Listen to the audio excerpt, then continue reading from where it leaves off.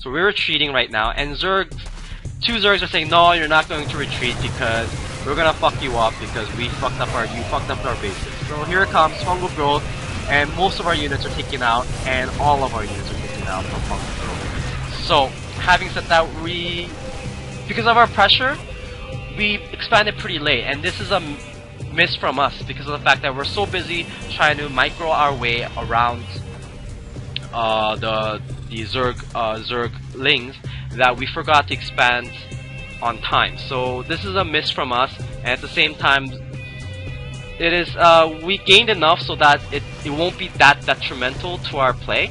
So all we need to do is hold our expansion, hold our choke, and we should be in very good shape to win this game.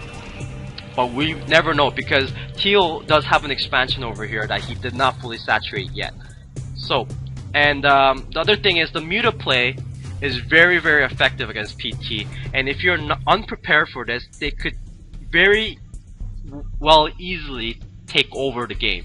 And there are so many cases where Mutas took over our game, and we couldn't stop it because the thing is the mobility of the Mutas is just too great. And at the same time, even though Marines could defend against Mutas very easily, their stim packs are very limited, and at the same time, Stalkers get picked off by Mutas very, very easily without blink upgrades. So what we should be doing is build Phoenixes. So Phoenixes are very effective against Mutas because of the fact that they're the fastest unit in the game, and they could move and shoot at the same time without you actually microing them. You could just, all you have to micro is just microing movement. So this is actually a very good call against the goal against Mutas to get air domination before there's too many Mutas for us to handle. So we have Marines and tanks being set up, and one of the misses I have here is that I don't have a starport. I need to have a starport up earlier to supplement my Marines and heal them as well for the eventual push later on. So the Zergs are scrambling. They're scrambling to expand, to regain their expansions again. And the only reason why we cannot attack this big group is because there's so many infestors. There's 11 infestors.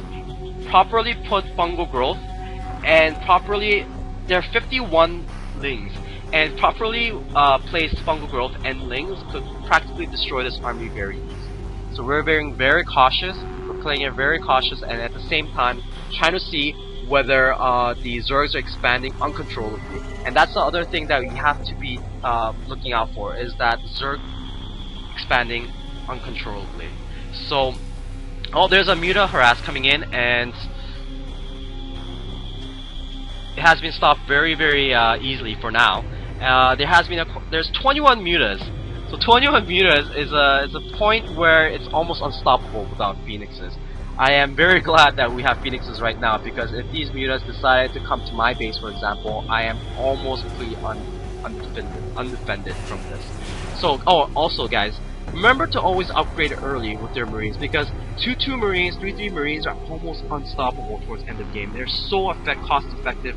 What's it called? Dropship full of Marines dropping on a random expansion could just take it out so fast. So guys, remember to do your upgrades, and remember to always be vigilant about Mutas.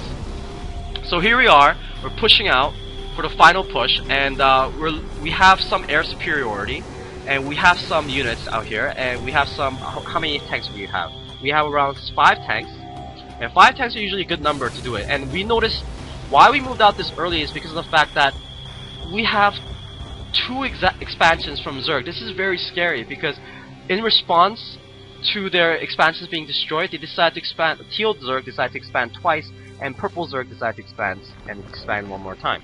So we decided to hit those expansions before they become too powerful. And you could tell my mineral tab that I'm not spending my minerals very smartly. So that is one of the things I could be working on for other Masters games. That's something that everyone should be working on, to spend your money. And you can see my money's going down a little bit. And here's a big battle going on. Remember guys, never attack with Mutas only. Mutas are only effective when they're moving around and doing guerrilla attacks. You should be only coming with Mutas if you have link support and baiting support. So this is kind of a miss from Teal, but at the same time, it's something to. These mistakes are easily made.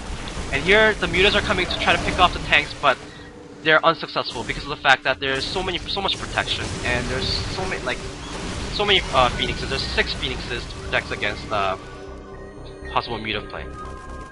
So we realized that there's so many infestors, and at the same time we need to take out this expansion. So we concentrate on taking out the expansions, at the same time gaining positions over infestors before they pull off their fungal growth. And here's a little miss here, because the two armies should be always moving at the same time, not moving separately. This is something of a mistake that we always make sometimes, because of the fact that we have different directions. We take different paths to get to the same point. For example, the toss decides to go around this doodad here, and I decide to go under it. So it's little things like this could possibly affect the outcome of the game, because it could pick off my tanks, and as you notice, the mutas decided to pick off a whole tank. I only have 2 tanks left. So there's a big force gathering. There's a giant infestor force, and giant around 100 lings. This is about 100 lings. Yep, this is around 100 lings and about 9 banelings and couple of mutas, and they're coming in. They're coming in to attack this force here, and I'm not sure whether to hold this off. But so Phoenix is coming right on time to pick them up, and oh no, they're not using their fungal growth properly. They're using mind control. Mind control should only be used on immortals and tanks, not really stalkers, and the rest of them should be used. Rest of the energy should be used on fungal growth. And the Marines survived to fend off against the mutas. And this is quite a miss for the Zerg players, even though they had such a good opportunity to take this army out. But at the same time, they did take up a large portion of the army. So we're sort of surprised that when we were playing, we're sort of surprised that our army did survive. Protoss army did survive, managed to survive, and 2 immortals managed to survive. This is 2 immortals are actually pretty big. 2 immortals could change the game. Like, in my opinion, 2 immortals in a properly in a certain place, in the right area, and the right time could change the game. So this is actually a very big victory for us. A very big battle victory. Well, this is the second big victory actually. So as you can see, the Stalkers decide to go in and push, and we have reinforcements coming from the back. And we're running in, and trying to take out this hatchery before they become fully saturated. And as you can see, two Marines can take out hatcheries so very fast, and mutas can't even come near it. And Teal Zerg realizing that their expansions have been down, and they call GG. And I hope you guys enjoy this game as much as I did, because playing it, this game has one of the most intense ZZ games I played, and this is one of the games that where my partner played very well as well. So I hope you guys enjoyed it, and at the same time, please leave comments, and please leave any critiques and suggestions. And thanks for watching, and have a nice day.